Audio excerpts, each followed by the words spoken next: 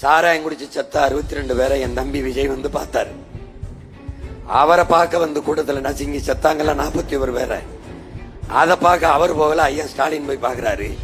இங்க சாராயம் குடிச்சு செத்தவங்களை பார்க்க இருங்க, சாராயம் குடிச்சு செத்தவங்களை பார்க்க முதலமைச்சர் ஐயா ஸ்டாலின் வரல, ஐயா தம்பி விஜயால செத்தவங்களை பார்க்க அவர் வரல, இவர் போறார். உங்களுக்கு தெரியும், உங்க ஊர்ல அந்த கள்ளச்சாராயம் 62 பேருக்கு மேல இறந்தது நீங்க பாக்குறீங்க. இதுல என்னன்னா, சாராயம் காய்ச்சுவதும் குடிப்பதும் சட்டப்படி குற்றம். அதனால அதுக்கு கள்ளச்சாராயம்ங்கிறான். இந்த சாராயம் காய்ச்சுவதும் விற்பதும் சட்டப்படி குற்றம். குடிச்சு செத்தவர்களுக்கு 10 லட்சத்தை அரசு கொடுத்து ஊக்கப்படுத்துது. எவ்வளவு? 10 லட்சம். அப்போ அந்த தொகையை சட்டப்படி அரசு கொடுக்குது. அப்ப சாராயம் காய்ச்சுவதையும் கள்ளச்சாராயம் குடிப்பதையும் அரசு ஊக்கப்படுத்துது.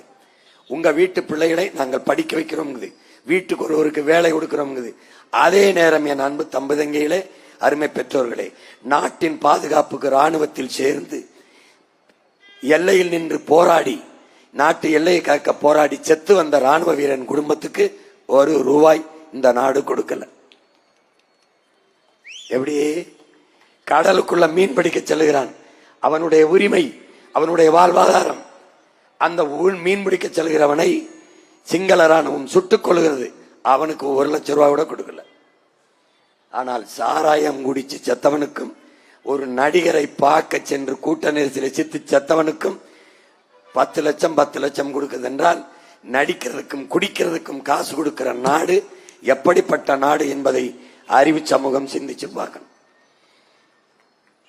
அப்போ நீ என்ன முன்மாதிரியாக எடுக்கிறாய்? எதை கொண்டு போய் காட்டுகிறாய்? எதை கட்டமைக்கிறாய்? அப்ப நாம என்ன சொல்ல வேண்டியது இருக்கு? வாழ முடியலைன்னா விஷம் குடிச்சு சாகாத, தற்கொலை செய்யாத, கள்ளச்சாராயம் குடிச்சு செத்துப்போ, வீட்டுக்காவது 10 லட்சம் கிடைக்கும் என்று நாம் சொல்ல வேண்டியது இருக்குது. எப்படிப்பட்ட நாடு யோசிச்சு பார்த்துக்க.